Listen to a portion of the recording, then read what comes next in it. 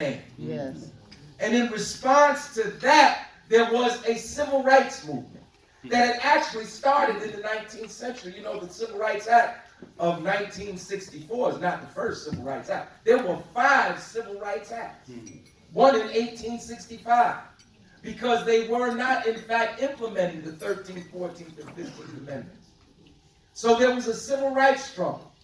And although 1 million people didn't die, many people died. When people say this thing about we need to vote because people died for our right to vote, that's not rhetoric.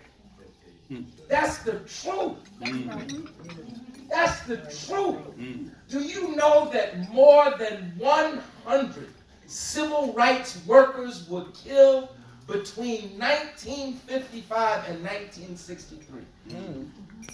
That when they dragged that river to find Emmett Till, they found other bodies. And it's not just people died. There were a whole lot of people that were beaten and not killed.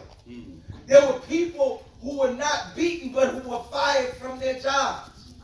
There were people lynched because they were out there trying to register black people to vote. And if our people made these sacrifices, what right do we have not to go to the polls on election day?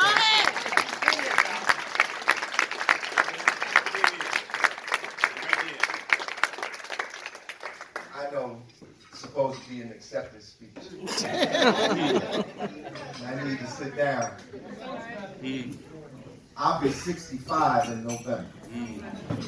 I'm glad to be here. How many cancer survivors in the room? I'm a survivor of prostate cancer.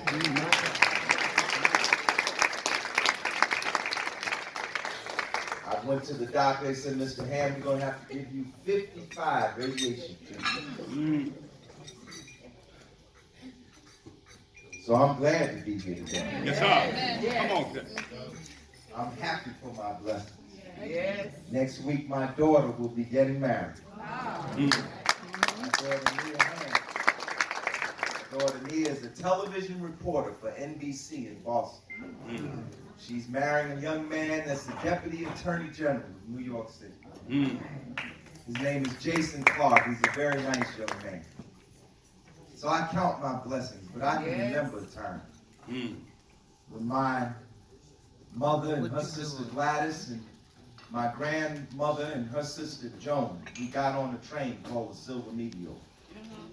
Some of y'all know about the Silver. Some of y'all masquerading like you was born up here. I know. You from Georgia and North Carolina and Alabama and Mississippi. And you came up here on the Silver Meteor. We got on the Silver Meteor at Penn Station in 1961 in Newark, New Jersey. I was a little boy. And a train ride was a big thing for me then. And everything was fine. You know, it was fun to go to the coach, to the cafe coach, and get those sandwiches already made. This is before fast food, right? But when we got to the nation's capital, when we pulled into Union Station, this is Washington, D.C.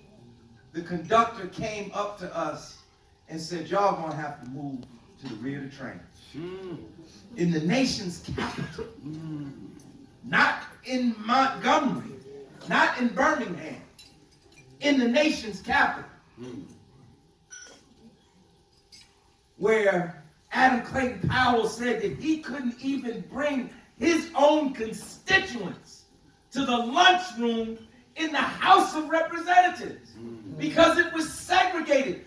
This is in my lifetime, in your lifetime. This is not something out of a history book.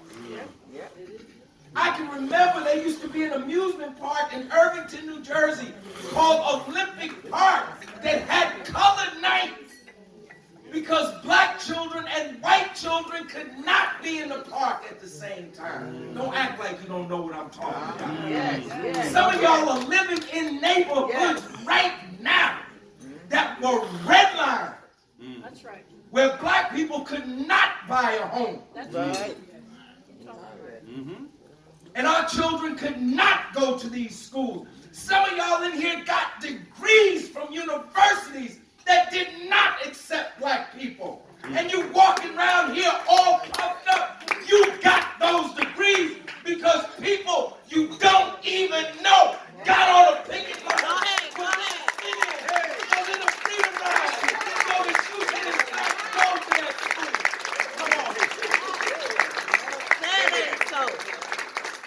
I want to sit down.